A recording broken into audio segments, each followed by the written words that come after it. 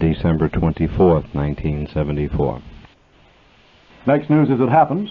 Next scheduled news at 11 o'clock over WOR Radio 710, the talk of New York.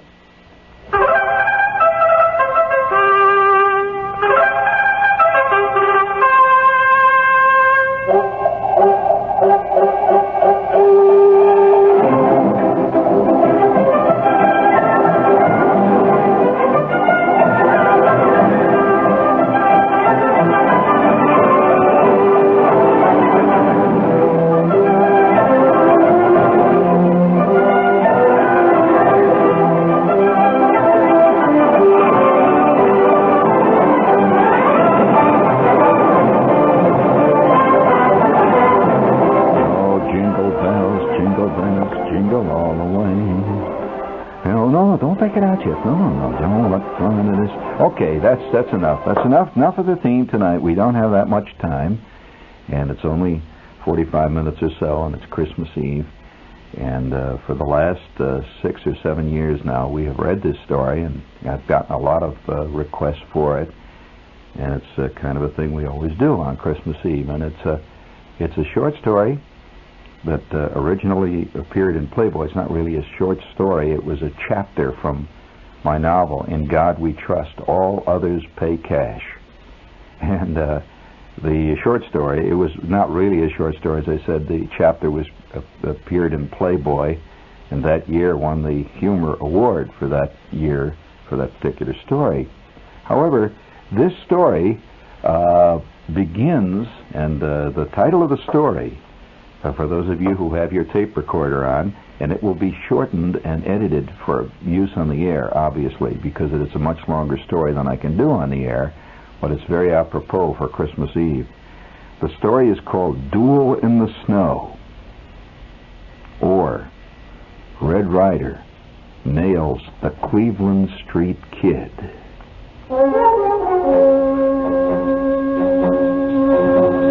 Jingle bells, jingle bells, jingle all the way. Now, the opening of the story, the I in the story is not me, by the way. It's a universal I, and this particular I is named Ralph Parker, who's a New Yorker, and he's sitting in the Horn and Hardart having a cup of coffee, and he begins to think about the curious lure that toy guns have for kids. Kids all over the world are attracted to toy guns, whether or not their parents want them to do it or not. It's just a universal urge. Outside in the spanking December breeze, a Salvation Army Santa Claus listlessly tolled his bell, huddled in a doorway to avoid the direct blast of the wind. I sipped my coffee and remembered another Christmas, in another time, in another place, and a gun.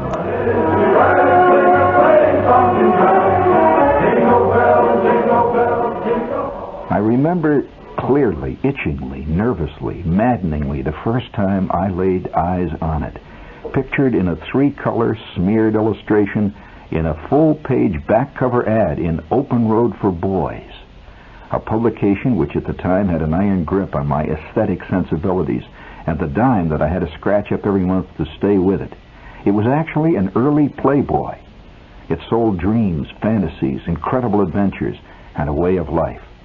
Its center foldouts consisted of gigantic Kodiak bears charging out of the page at the reader to be gunned down in single hand-to-hand combat by the 11-year-old killers armed only with hunting knife and fantastic bravery.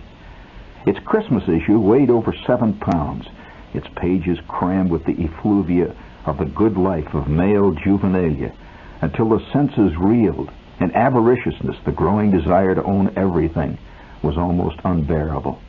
Today there must be millions of ex-subscribers who still can't pass Abercrombie & Fitch without a faint, keening note of desire and the unrequited urge to glom onto all of it, just to have it, to feel it. Early in the fall, the first ad appeared. It was a magnificent thing of balanced copy and pictures, superb artwork, and subtly contrived catchphrases. I was among the very first hooked. I freely admit it. Boys, At last, you can own an official Red Ryder carbine action 200-shot range model air rifle. This in block red and black letters surrounded by a large balloon coming out of Red Ryder's own mouth, wearing his enormous 10-gallon Stetson, his jaw squared, staring out at me manfully and speaking directly to me, eye to eye. In his hand was the knurled stock of as beautiful, as coolly deadly-looking piece of weaponry as I'd ever laid eyes on. "Yes, fellows," Red Ryder continued, under the gun. "Yes, fellows, this 200-shot carbine action air rifle, just like the one I use in all my range wars, chasing them rustlers and bad guys, can be your own, your very own. It has a special built-in secret compass in the stock for telling the direction if you're lost on the trail, and also an official Red Ryder sundial for telling time out in the wild. You just lay your cheek against this stock, sight over my own special design cloverleaf sight, and you just can't miss. Tell Dad it's great for target shooting and varmints, and it will make a swell Christmas gift." Wow. The next issue arrived, and Red Ryder was even more insistent, now implying that the supply of Red Ryder BB guns was limited, and to order now, and see that your dealer gets them in before it's too late. It was the second ad that actually did the trick on me. It was late November, and the Christmas fever was well upon me. I thought about a Red Ryder air rifle in all of my waking hours, 7 days a week, in school and out. I drew pictures of it in my reader, in my arithmetic book, on my hand in indelible ink, on Helen Weather's dress in front of me, in crayon. For the first time in my life, the initial symptoms of genuine lunacy, of mania, had set in. I imagined innumerable situations calling for the instant and the irrevocable need for a BB gun. Great fantasies where I fended off creeping marauders burrowing through the snow toward the kitchen, where only I, and I alone, stood between our tiny huddled family and insensate evil. Masked bandits attacked my father to be mowed down by my trusted cloverleaf-sighted deadly weapon. I seriously mulled over the possibility of an invasion of raccoons, of which there were several in the county. Acts of selfless chivalry defending Esther Jane Albury from escaped circus tigers. Time and time again I saw myself a miraculous crack shot, picking off sparrows on the wing to the gasps of admiring girls and envious rivals on Cleveland Street. There was one dream that involved my entire class getting lost on a field trip to the swamps, wherein I led the tired, hungry band back to civilization using only my Red Ryder compass and sundial. There was no question about it. Not only should I have such a gun, it was an absolute necessity. Early December saw the first of the great blizzards of that year. The wind howling down out of the Canadian wilds a few hundred miles to the north had screamed over frozen Lake Michigan and hit Holmen, laying on the town great drifts of snow and long, story-high icicles and sub-zero temperatures where the air cracked and sang. Newspaper or streetcar wires creaked under caked ice, and kids plodded to school through 45-mile-an-hour gales, tilting forward like tiny furred radiator ornaments, moving stiffly over the barren, clattering ground. Preparing to go to school was about like getting ready for extended deep-sea diving. Long johns, corduroy knickers, checkered flannel lumberjack shirt, 4 sweaters, fleece-lined leatherette sheepskin coat, helmet, goggles, mittens with leatherette gauntlets, and a large star with an Indian cheese face in the middle, 3 pair of socks, high tops, overshoes, and a 16-foot scarf wound spirally from left to right until only the faint glint of 2 eyes peering out of a mound of moving clothing told you that there was a kid in the neighborhood. There was no question of staying home. It never entered anyone's mind. It was a hardier time, of course, and Miss Bodkin was a hardier teacher than the present breed.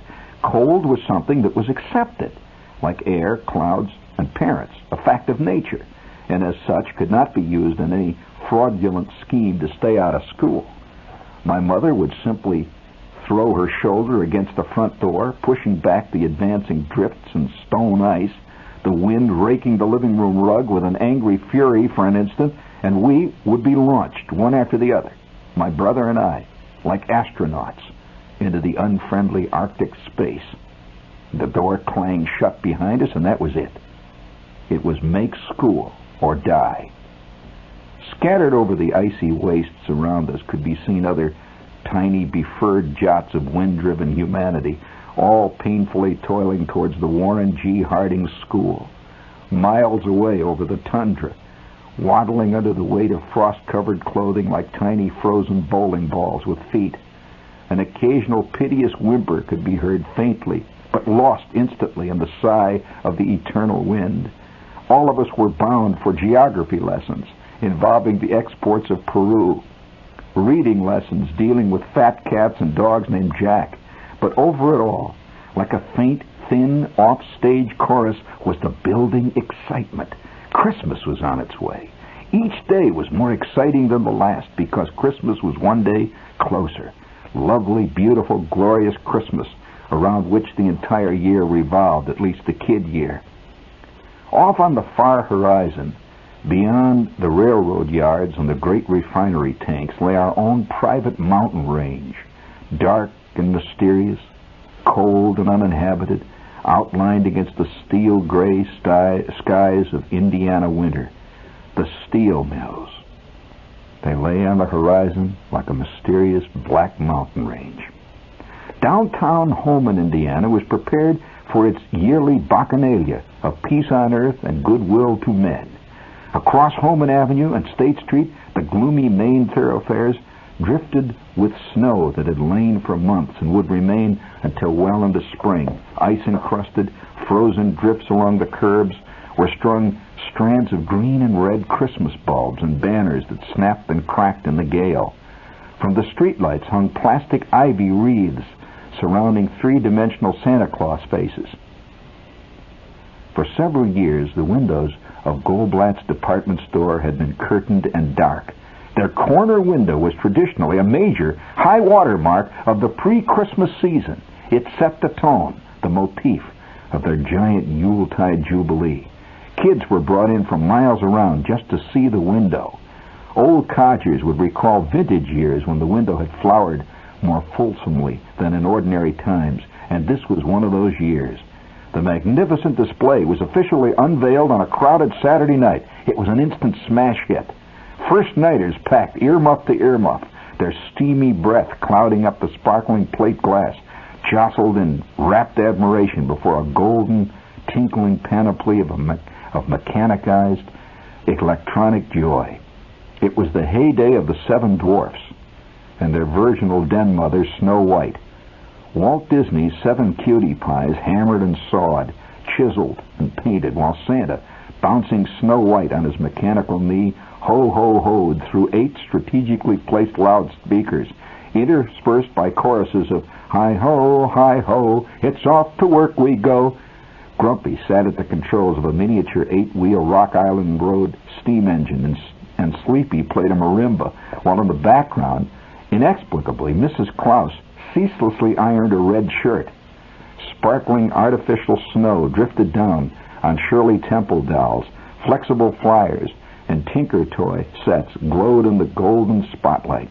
In the foreground, a frontier stockade made of Lincoln logs was manned by a company of kilted lead Highlanders who were doubtfully fending off an attack by 6 U.S. Army medium tanks. It was an incredible display. By the way, history has always been vague in Indiana. A few feet away stood an Arthurian cardboard castle with Raggedy Andy sitting on the drawbridge, his feet in the moat, through which a Lionel freight train, burping real smoke, went round and round.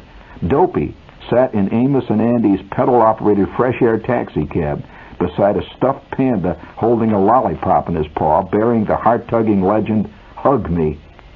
From fluffy cotton clouds above, Dion quintuplet dolls wearing plaid golf knickers hung from billowing parachutes, having just bailed out of a high-flying balsa wood Fokker triplane. All in all, Santa's workshop made Salvador Dali look like Norman Rockwell. It was a good year. Like a swelling Christmas balloon, the excitement mounted until the whole town tossed restlessly in bed and made plans for the big day. Already my own scheme was well underway, my personal dream. Casually, carefully, calculatingly, I had booby-trapped the house with copies of Open Road for Boys, all open to Red Ryder's slit-eyed face. My father, a great John reader, found himself for the first time in his life in alien literary waters. My mother, grabbing for her copy of Screen Romances, found herself cleverly euchred into reading a Red Ryder sales pitch. I had stuck a copy of Open Road for Boys inside the cover, showing Clark Gable clasping Loretta Young to his heaving breast. At breakfast, I hinted that there was a rumor of loose bears in the neighborhood. I was ready to deal with them, if I had the proper equipment, of course. At first, my mother and the old man did not rise to the bait, and I began to push, grow anxious, and of course, inevitably, overplayed my hand. Christmas was only 2 weeks away. I couldn't waste time with subtlety or droll innuendo. My brother, occasionally emerging from under the daybed during this critical period, was already well involved in some private little brother persiflage of his own, involving an erector set with motor, capable of constructing drawbridges, Eiffel Towers, Ferris wheels, and operating guillotines. I knew that if he got wind of my scheme, all was lost. He would then begin wheedling and whining for what I wanted, which would result in nobody scoring, since he was obviously too young for deadly weapons. So I cleverly pretended that what I wanted, nothing more, was just a simple, utilitarian, unpretentious Sandy Andy, a highly symbolic educational toy popular at the time, consisting of a kind of funnel under which was mounted a tiny conveyor belt of little scoop-like gondolas. It came with a bag of white sand that was poured into the funnel. The sand, trickling out of the bottom into the gondola, set the belt in motion. As each gondola was filled, it moved back down the track to be replaced by another, which, when filled, moved down another notch, and endlessly they went, dumping sand out at the bottom of the track and starting up the back loop to be refilled again, on, until all the sand was deposited in the red cup at the bottom of the track. The kid then emptied the cup into the funnel and started over again, ceaselessly, senselessly, round and round. How like life itself. It was the perfect toy to teach a kid what it's all about. Through my brain, however, there dashed and danced visions of six-guns snapped from the hip and shattering bottles, an gnawing, nameless frenzy of impending ecstasy. Well, I had to do something about it. And so one day, my mother, leaning over a pot of simmering oatmeal, suddenly asked out of the blue, "What would you like for Christmas?" Horrified, I heard myself blurt, "A Red Ryder BB gun!" Without pausing or even missing a stroke with her tablespoon, she shot back, "Oh no, you'll shoot out your eyes." It was a classic mother BB gun block. I was sunk. That deadly phrase, used many times before by hundreds of mothers, was not surmountable by any means known to kiddom. I had really booted it. Such was my mania, my desire for a Red Ryder carbine, that I immediately began to rebuild the dike. I was just kidding. Even though Flick is getting one, Flick's getting one. That was a lie, of course. I guess, what I'd like is a Sandy Andy, I guess. I watched the back of her Chinese red chenille bathrobe anxiously, waiting for any sign that my shaft had struck home. They're dangerous. I don't want anybody shooting their eyes out. The boom was lowered, and I was under it. With leaden heart and frozen feet, I waddled to school. At recess time, little banks of kids huddled together for warmth amid the craggy, gray snowbanks and the howling gale. The telephone wires overhead whistled like banshees, while the trapeze rings on the swings clanked hollowly as Schwartz and Flick and Bruner and I discussed the most important thing, next to what I'm going to get for Christmas, which was what I'm getting my mother and father for Christmas. We talked in hushed, hoarse whispers to guard against security leaks. Schwartz, his eyes darting like a foreign agent, leaned over and said, "I'm getting my father a new flit gun." Sheer creative brilliance. A flit gun. That's for spraying mosquitoes. What a fantastic creative idea. "I'm getting my old man a rose that squirts water," said Flick. So we talked back and forth. I wouldn't even discuss what I was going to get. Not a way. And so time went on. And more it began to look like I was not going to get my BB gun. And so finally, at the far end of Toyland in Goldblatt's, which was on the 3rd floor, is a Santa Claus. A big Santa Claus, sitting there on his throne, asking kids what they wanted for Christmas. I figured I'd try it. On a snowy throne, framed with red and white candy canes under a suspended squadron of plastic angels, blowing silver trumpets in a glowing golden grotto, sat the man, the connection, Santa Claus himself. In northern Indiana, Santa Claus is a big man, both spiritually and physically, and the Santa Claus at Goldblatt's was officially recognized among kids as being unquestionably the Santa Claus, in person. 8 feet tall, shiny, high, black patent leather boots, a nimbus cloud of snow-white beard, and a real thrumming, belt-creaking stomach. No pillows or stuffing. I mean a real stomach. A long line of nervous, fidgeting, greedy urchins wound in and out of the aisles, shoving, sniffling, and above all waiting to tell him what they wanted. In those days, it was not easy to disbelieve fully in Santa Claus, because there wasn't much else to believe in. There were many theological arguments over the nature of, the existence of, the affirmation and denial of his existence.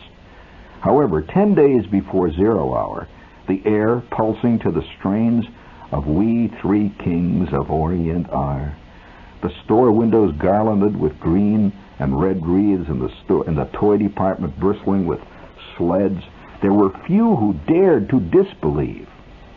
As each day crept on to the next like some glacier, an arthritic glacier, the atheists among us grew moodier and less sure of ourselves, until finally, in each scoffing heart was the floating, drifting, nagging suspicion.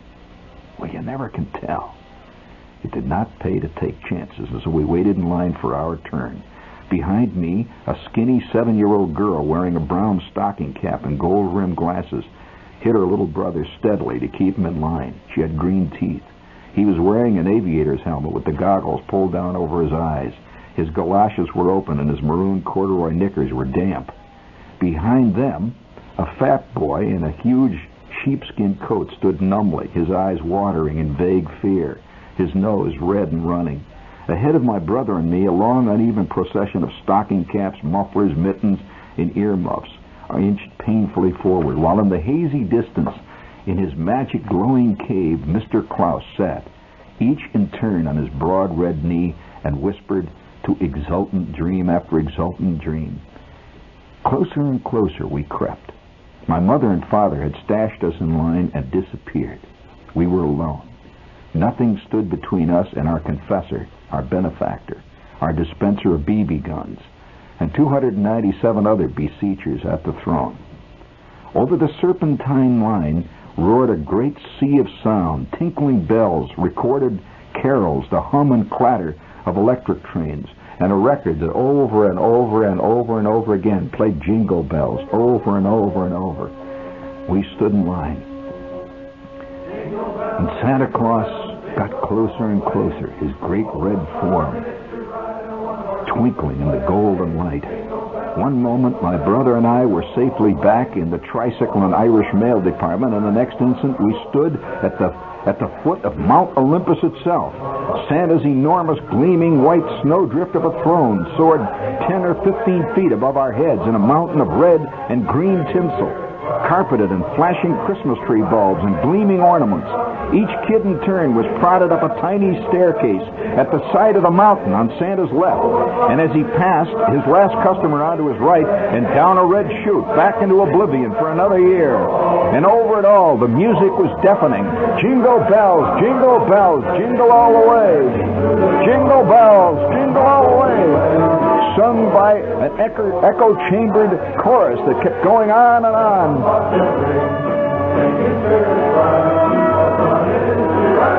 High above me in the sparkling gloom, I could see my brother's yellow and brown stocking cap. He's up there on Santa's knee. He squatted briefly. I heard a booming ho, ho, ho, and then a high, thin, familiar trailing wail, one that I'd heard billions of times before, as my brother broke into his primal cry of fear. A claw dug into my elbow, and I was launched upward toward the mountaintop. My kid brother had disappeared. I had long before decided to level with Santa, to really lay it on the line. No Sandy Andy, no kid stuff. I was going to ride the range with Red Ryder. Santa Claus was going to have to get the straight poop. And what's your name, little boy? What's your name, little boy? His booming baritone crashed out over the chipmunks that were singing. He reached down and neatly hooked my sheepskin collar, swooping me upward. And there I sat on the biggest knee in creation, looking down and out over the endless expanse of Toyland and down to the tiny figures. What's your name, little boy? What's your name? The record ended briefly, and it started up again. Over and over and over they sang. My head wouldn't work. I couldn't think. Was all I could say. That's a fine name, little boy. That's a fine name. Ho, ho, ho. Santa's warm, moist breath poured down over me through some cosmic steam radiator. Santa smoked camels, it smelled, just like my Uncle Charles. Ho, ho, ho. My mind had gone blank.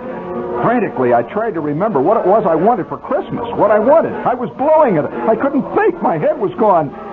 Santa kept going, ho, ho, ho. What would you like? Wouldn't you like a nice football, young man? Ho, ho. My mind groped. Football. Who the hell wants a football? All I could say was, yeah. My God, a football. My mind slammed into gear already. Santa was sliding me off my knee and towards the red chute. I didn't want a football, and I could see behind me already another white-faced kid was bobbing upward. I want a Red Ryder BB gun with a special Red Ryder sight and a compass and the stock of a sundial. I shouted, ho, ho, ho! You'll shoot your eye out, kid! Ho, ho, ho! Merry Christmas! Down the chute I went. Down the chute I went. I've never been struck by a bolt of lightning, but I knew how it must feel. The back of my head was numb. My feet clanked leadenly beneath me. As I returned to earth at the bottom of the chute, another Snow White lady shoved the famous free gift that they were giving out into my mitten. I got my free gift. It was a barely recognizable plastic Kris Kringle stamped with bold red letters. Merry Christmas. Shop at Goldblatt's. Free parking. He spun me back out into Toyland. My kid brother stood under a counter piled high with Raggedy Ann dolls. From nowhere, my mother and father appeared. Did you tell Santa what you wanted? The old man asked. Yeah. Did he ask if you've been a good boy? No. Ah, don't worry, he knows. I'll bet he knows about that basement window you busted. Don't worry, he knows. Maybe that was it. My mind reeled with the realization maybe Santa did know how rotten I'd been, and that the football was only a threat. It was not only a threat, it was a punishment. There had been for generations on Cleveland Street a theory that if you were not a good boy, quote, you would reap your just deserts under the Christmas tree. Maybe I was getting the business. Oh, God, no BB gun. A damn football. The next few days groaned by. Day after day it went past. And then we were going to have our school party. Everybody was to bring paper wreaths, and Crayola Santa Claus were drawn. In the corner of our room, atop a desk decorated with crepe paper rosettes, sat our Christmas grab bag. Every kid in the class had bought a gift for the grab bag. I had bought for Helen Weathers a large, amazingly lifelike, jet black rubber tarantula. I cackled fiendishly as I wrapped it, and even now its beady green eyes glared from somewhere in the depths of the Christmas grab bag. I knew she'd like it. It would be great. Miss Bodkin, after recess, then said to all the kids, now I want all of you, boys and girls, to write a theme. A theme, a rotten theme before Christmas. What is this, a theme before Christmas? I want you to write a theme entitled, What I Want for Christmas. Aha! The clouds lifted. I saw a faint gleam of light at the other end of the black cave of gloom. Ever since my visit to Santa, yes, I could write what I wanted in a theme. I remember to this day how I wrote it. Its cagey, winged phrases and glorious imagery. Quote, what I want for Christmas is a Red Ryder BB gun with a compass in the stock and this thing that tells time. I think everybody should have a Red Ryder BB gun. They are very good at Christmas. I don't think a football is a very good Christmas present. I wrote it on blue-lined paper from my tablet and handed it in. It had to have good margins. Miss Bodkin was very tough on uneven margins. And I waited. The final days before vacation dawned dank and misty, with swirling eddies of ice wind that rattled the porch swing. Warren G. Harding School glowed like a jeweled oasis among the sooty snowbanks. Lights blazed from all the windows, and in every room the Christmas party spirit had kids writhing in their seats. The morning winged by, and after lunch Miss Bodkin announced that the rest of the afternoon would be party time. She handed out our graded themes, folded with our names scrawled on the outside. A big red B in Miss Bodkin's direct hand glowed on my literary effort. I opened it, expecting Miss Bodkin's usual penciled corrections, which ran along the lines of, "Watch your margins," or "Check spelling." But this time, a personal note leaped right out of my theme. It flew around the room and fastened itself leech-like on the back of my neck. "You'll shoot your eye out. Merry Christmas." Good God. I sat in my seat, shipping water from every seam. Was there no end to this conspiracy of irrational prejudice against Red Ryder and his peacemaker? Nervously, I pulled out of my desk the door-dated back copy of Open Road for Boys, which I'd carried with me everywhere, waking and sleeping for the past few weeks. Red Ryder's handsome orange face with the big balloon coming out of his mouth did not look discouraged or defeated. Red must have been a kid once himself, and they must have told him the same thing when he asked for his first Colt 44 for Christmas. I stuffed my tattered dreams back into my geography book. What are you going to do? What are you going to do? The Glee Club filed in and sang, "Oh, little town of Bethlehem, how still we see thee lie." It was party. Who cared about party? It had already been squashed. "You'll shoot your eyes out, kid." Even from Miss Bodkin. Mechanically, my jaws crunched on the concrete, hard rock candy, and I stared hopelessly out of the window, past cutout Santas and garlands of red and green chains. It was getting dark. It was all over. It was Christmas Eve the next day. And all day long we wrapped presents, but it was not Christmas for me, for I knew it was all over. All over. And we wrapped and wrapped and wrapped. Early the next morning, I woke up. It was a gray, grim morning. It was barely light. In fact, it was just after 6 in the morning. I had no real hope. A football, maybe. Maybe a rubber dagger. Maybe a Led Zeppelin wound up and ran around on the floor. Who wants that junk? Who cared about fire trucks, Lincoln logs, erector sets? But who knows? I was the first up. Bright, bright morning. Sun gleaming down. I came tearing down, waited for the packages, and there they were, under the tree. Who knows? During the night, a great snow had fallen, covering the gritty remains of past snowfalls. And I was alone. My kid brother was still asleep. My mother and father were asleep in the bedroom. I looked at the packages. And there, under the tree, was a long, thin, flat package marked with my name. And it said, "From Santa." I ripped it open. My God, it was a BB gun. A Red Ryder BB gun. There was a pack of babies with it. And a rolled-up tube of targets. At 5 o'clock in the morning. I put on my bathrobe. I pulled on my corduroy knickers, my galoshes, and I eased myself out into the cold, feeding the gun in my hand. I had a Red Ryder BB gun. The temperature was maybe 20 below zero. I trudged down the steps, barely discernible in the soft fluff, and now I stood in the clean air, ready to consummate my great, long, painful, ecstatic love affair. I had gotten a BB gun. Santa Claus had come through. Brushing the snow off the third step, I propped up a gleaming Red Ryder target, the black rings and blue bullseye standing out starkly against the snowy whiteness. Above the bullseye, Red Ryder watched me, his eyes following my every move. I backed off into the snow a good 20 feet, slammed the stock down onto my left kneecap, holding the barrel with my mittened left hand, flipped the mitten off my right hand, and hooking my fingers in the icy carbine lever, cocked my blue steel buddy for the first time. I heard the BB click into the chamber. The spring inside twanged sharply, and with a clunk she rested, taut, hard, and loaded, in my chapped, bluing hands. For the first time I sighted down over that cold barrel, the heart-shaped rear sight almost brushing my nose, and the blade of the front sight wavering back and forth, up and down, and finally coming to rest, sharply cutting the heart and laying dead on the innermost ring.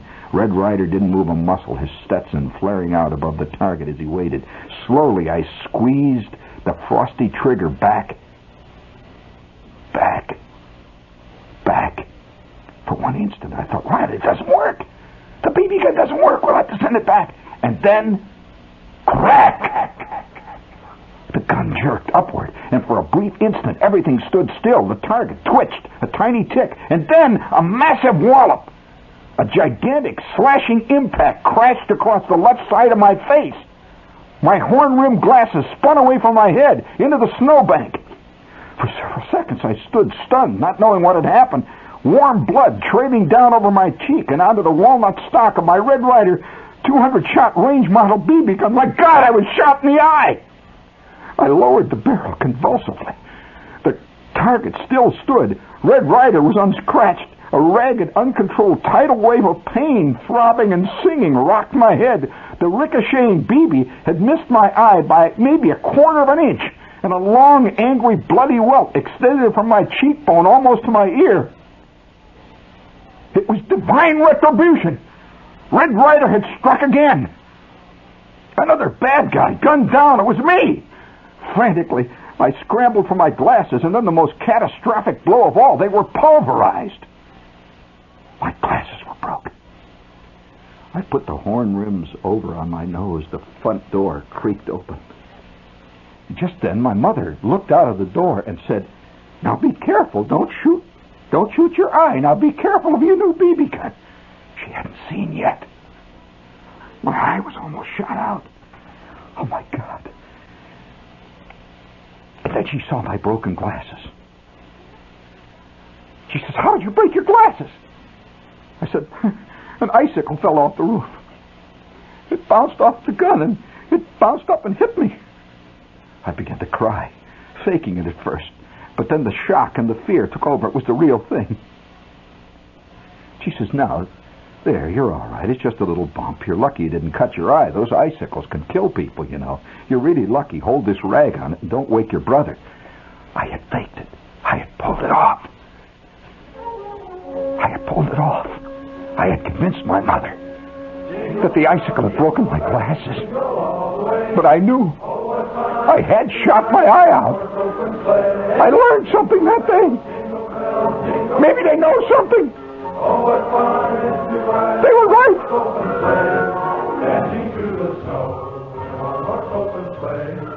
And there I sat in the Horn and Hardart and sipped my coffee. Yes. I wondered whether Red Ryder was still dispensing retribution and frontier justice of old. Considering the number of kids I see with broken glasses, I suspect he is. Kids, you'll shoot your eye out. And that is the classic story from In God We Trust, All Others Pay Cash, that we read every winter at the same time, every Christmas Eve. It's entitled Duel in the Snow, or Red Ryder Nails the Cleveland Street Kid. My God, there's something they know. Be careful. Have a good Christmas. I hope it worked out well. And watch your driving, Dad. Maybe they're right when they say don't drink and drive at the same time, in spite of the fact that you drive better after you've drunk. Right, kid? You'll shoot your eye out. Look out.